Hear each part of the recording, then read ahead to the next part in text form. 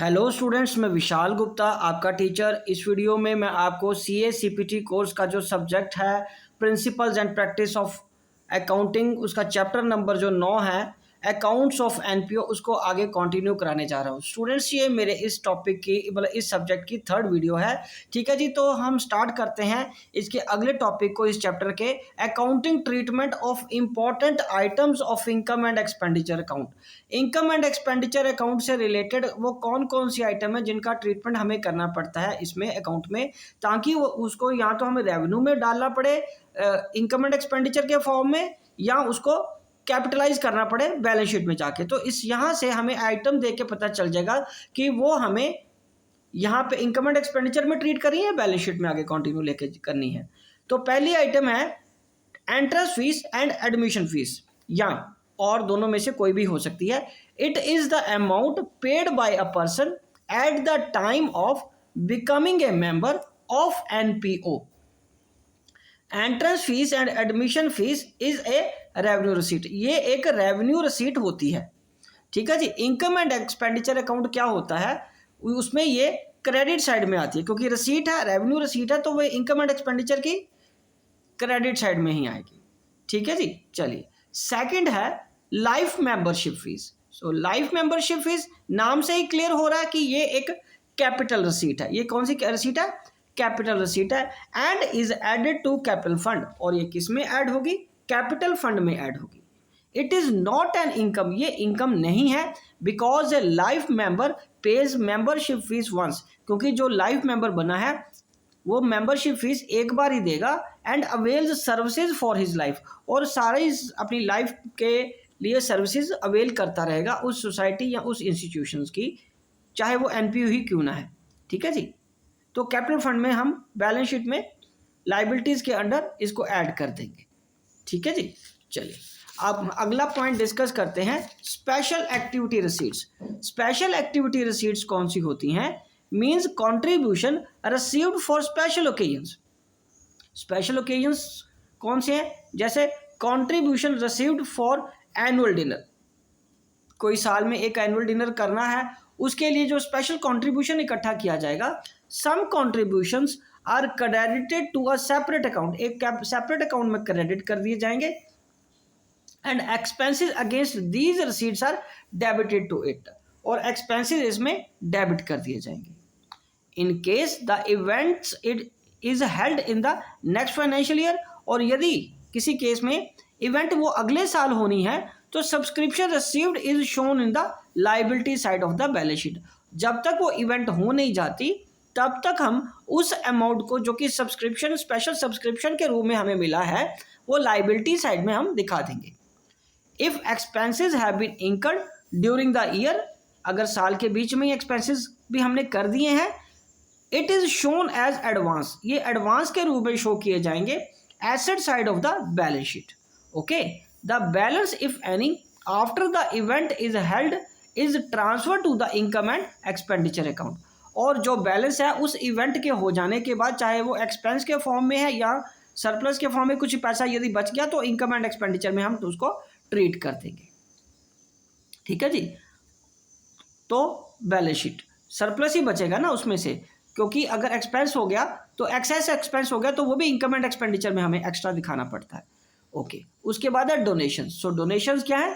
Donation is a charitable institution generally receive donation. कोई भी एक चैरिटेबल इंस्टीट्यूशन है एनपीओ, उसको डोनेशन मिलती ही है, उनका काम ही डोनेशन से ही शुरू होता है, काम उनसे ही चलता आगे। Donation received may be a general donation और अ स्पेसिफिक डोनेशन, वो जनरल डोनेशन भी हो सकती है और स्पेसिफिक डोनेशन भी हो सकती है। That is the donor has specified the purpose for which the donation is to be used, और कई बार जो डोनर है वो खुद स्पेसिफाई कर देता है वो किस पर्पज के लिए डोनेशन को ग्रांट कर रहा है, दे रहा है। ओके जी। तो आगे फिर 2 तरह की डोनेशन है ना, एक general donation.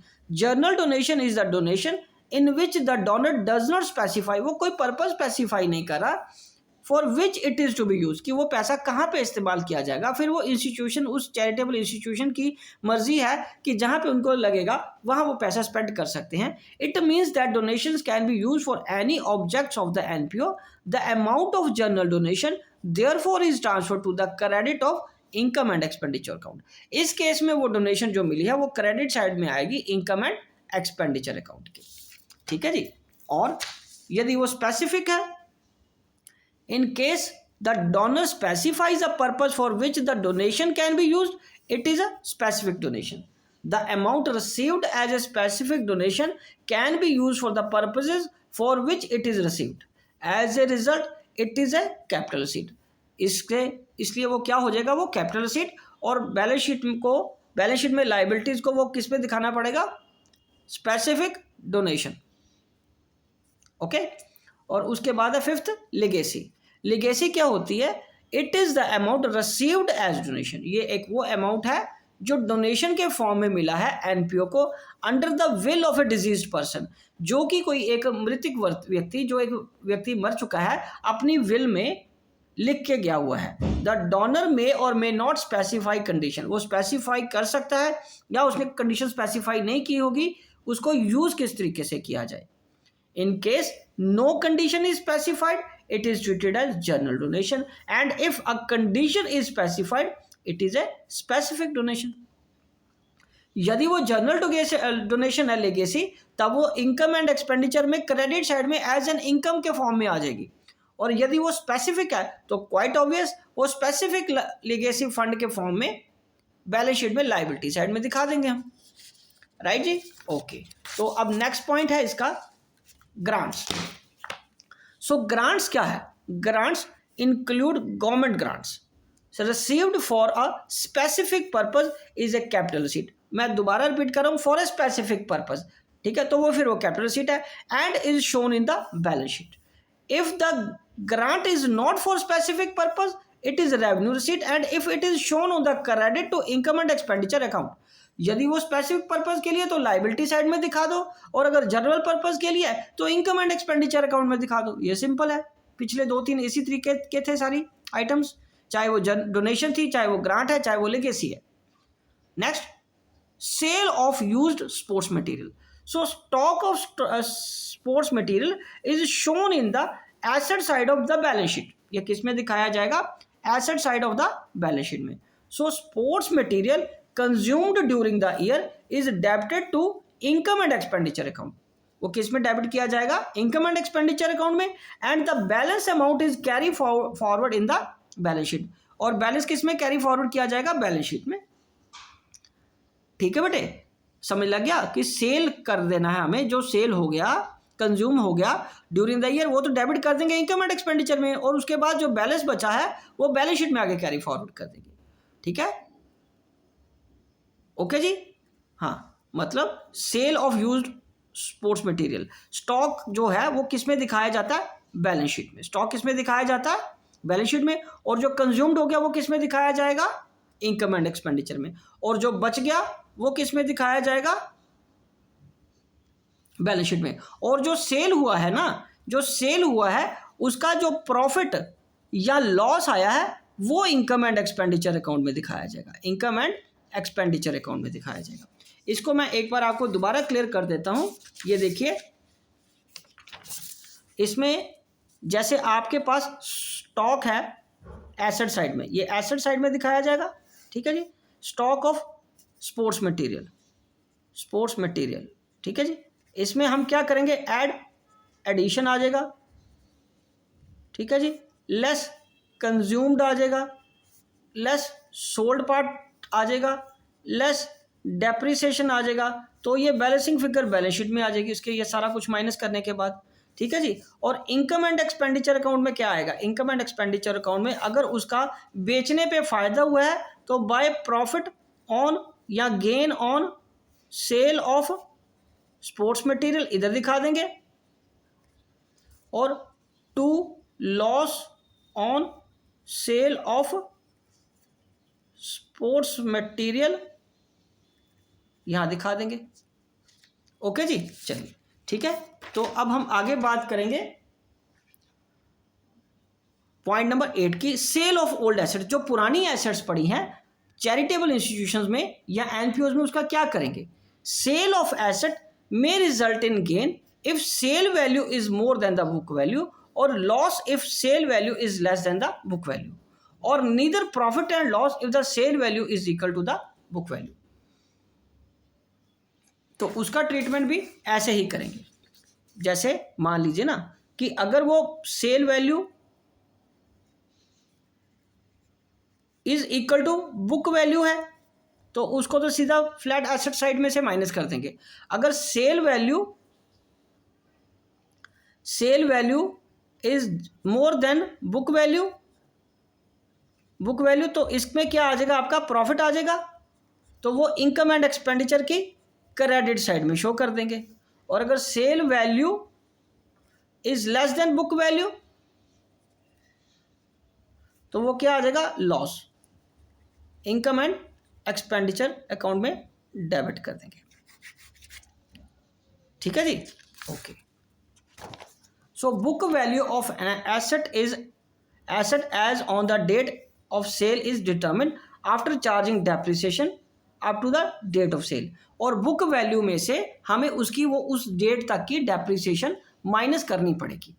So the sale value is credited to asset account while gain if any is transferred to credit, ठीक है, of income and expenditure account. ये तो मैंने आपको बता ही दिया, income and expenditure account, gain और credit and loss is transfer to the debit of income and expenditure account. यहां से मैं काट रहा हूं, ठीक है जी। Sale value is credited to asset account, okay, while उसका जो प्रॉफिट आया if any is transfer to credit and loss is transfer to the debit of income and expenditure account.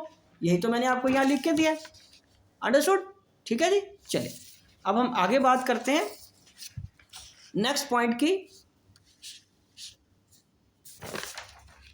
9th point.